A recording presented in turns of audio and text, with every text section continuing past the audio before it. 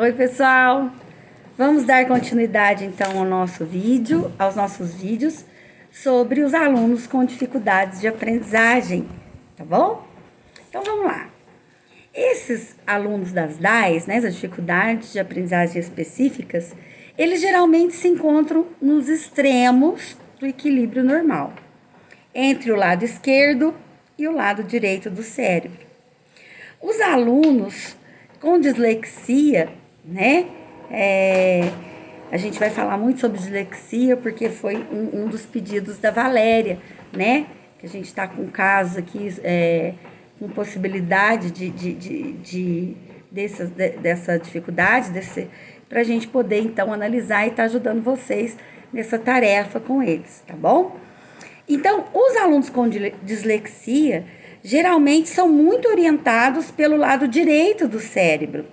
Eles são criativos, eles são imaginativos, enquanto aqueles com TEA são muito mais orientados pelo lado esquerdo, preferindo fatos lógicos e de ordem. Não necessariamente, viu, gente? Aqui eu tô falando de uma maneira geral, né? Vocês sabem que eu tenho uma filha autista, né? Hoje com 16 anos, e ela tem, assim, dificuldade do funcionamento, assim, ela consegue fazer cálculos matemáticos, hoje ela abstrai, ela faz mecanicamente os passos daquilo que precisa ser feito, da parte lógica, mas ela tem a habilidade dela desenvolvida para o lado da criatividade, da imaginação, né?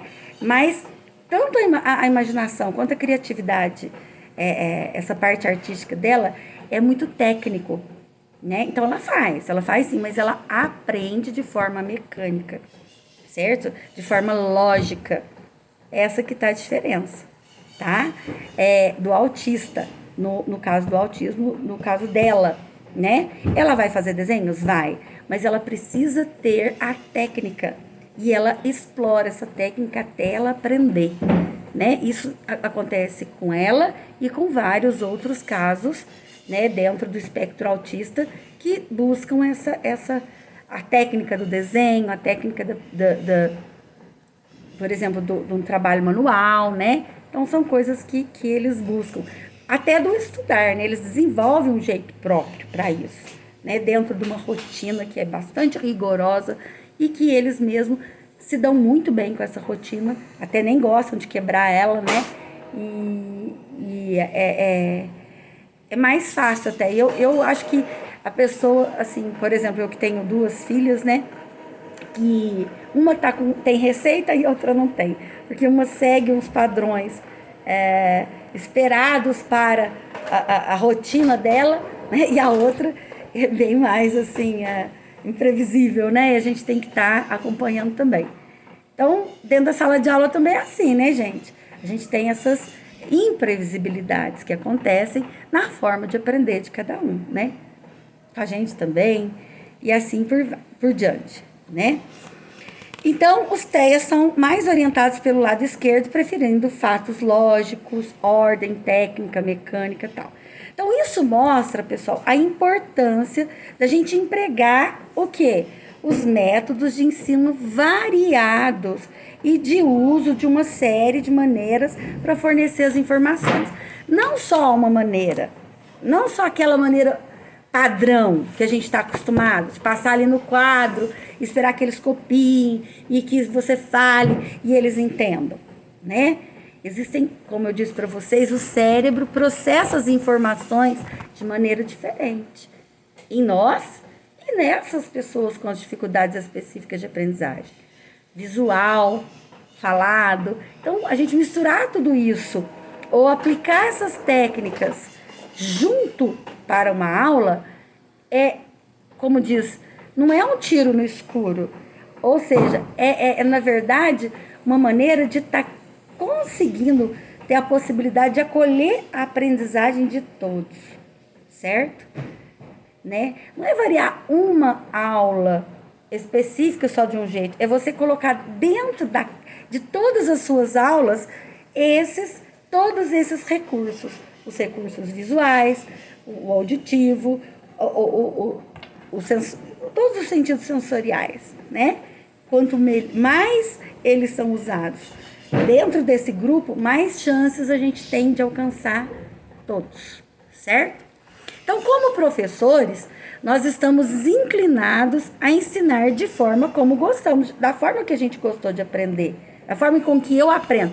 Então eu vou ensinar do jeito que eu aprendi, do jeito que eu aprendo, né? Eu sou muito orientada pelo lado direito do cérebro. Por isso, as minhas aulas geralmente envolvem clipes, filmes, desenhos animados e trabalhos artesanais. Até mesmo para os alunos de biologia avançada. Para contrabalançar essa minha tendência, eu preciso ter sempre em mente que alguns dos meus alunos são mais orientados pelo lado esquerdo do cérebro.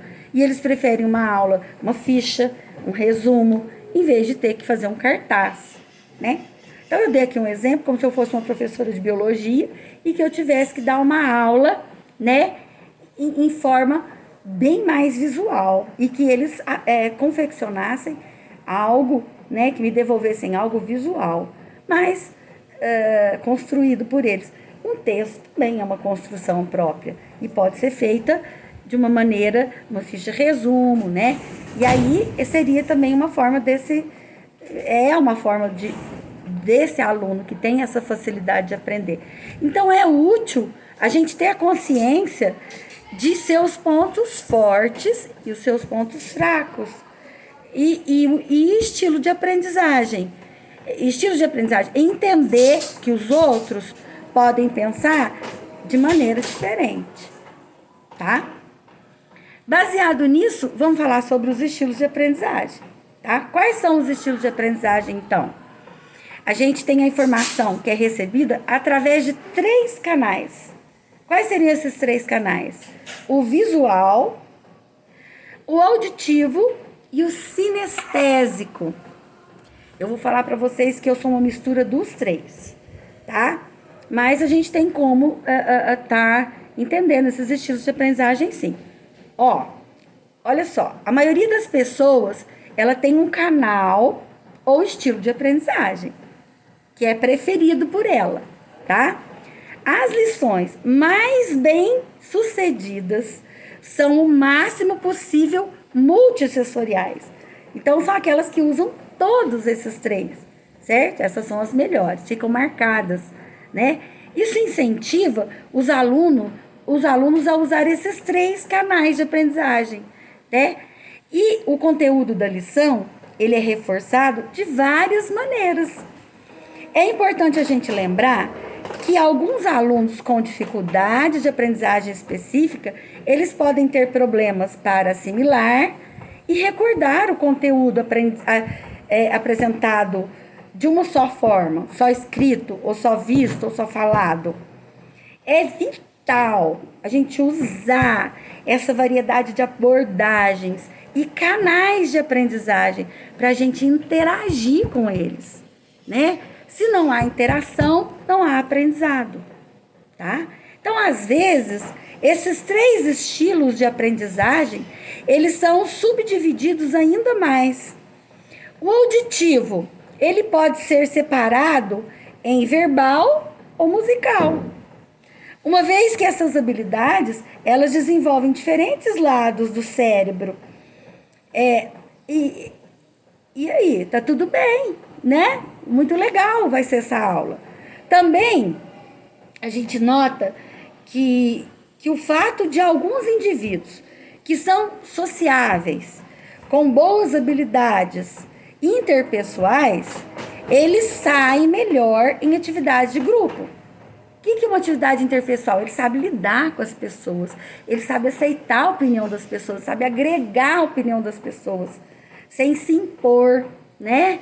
Sem estar discutindo, ou ele pode até discordar e de repente conseguir ali através de uma conversa estruturar o trabalho, estruturar a opinião, o conceito que eles estão aprendendo, né? E outros, porém, são mais solidários e autossuficientes, possuindo fatores de habilidades intrapessoais, né? Eles vão preferir trabalhar sozinho, fazer aquele trabalho sozinho, tá bom? Daqui a pouquinho a gente está de volta com mais um pouquinho de informação sobre os estilos de aprendizagem. Um beijo e até agora mesmo.